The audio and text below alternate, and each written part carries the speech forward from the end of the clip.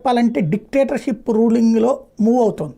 ఎలా social media పోస్టులు పెడితేనే జైల్లో పడేస్తుంది, లేదా బయటికి రానియకుండా చేస్తుంది, వెంటాడుతోంది, వేటాడుతోంది. రేపు నేరుగా కార్యకర్త రావాలి, నేరుగా నాయకుడు రావాలి అంటే వీళ్ళ కేసులకి తెగించాలా, జైళ్ళకి వెళ్ళడానికి సిద్ధం కావాలి.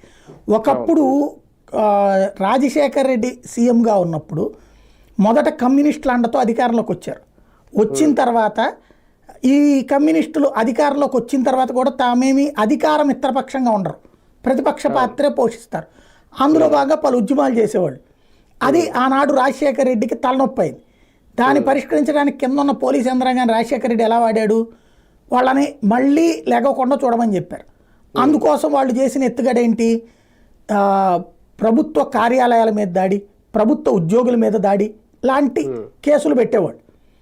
పెట్టేసేసి వాళ్ళకి నాన్ బెయిలబుల్ కేసులు పెట్టి జైళ్ళ చుట్టూ తిప్పేవాళ్ళు. దాంతో నాయకులందరూ జైళ్ళ చుట్టూ తిరుగుతూ, కార్యకర్తలందరూ జైళ్ళ చుట్టూ తిరుగుతూ బయటికి రావడానికి భయపడిపోయారు. దాంతో కమ్యూనిజం భారీగా దెబ్బతింది. ఆ తర్వాత నుంచి ఉన్నామంటే ఉన్నామన్నట్టు ఉనికి మాత్రమే ఉంది పార్టీలు. ఎవరో ఒకళ్ళ పంచన చేరడం తప్పించి అగ్రెసివ్గా మూవ్ చేసే ఒక వ్యవస్థని మళ్ళీ తయారు చేసుకోవాలి. రాజశేఖర రెడ్డి నాడు కొట్టిన దెబ్బ తర్వాత ఇప్పుడు అలా జగన్మోహన్ రెడ్డిని దెబ్బ కొట్టాలన్న తెలుగుదేశం పార్టీ ఎత్తుగడ. నాడు రాజశేఖర రెడ్డి చేసిన పని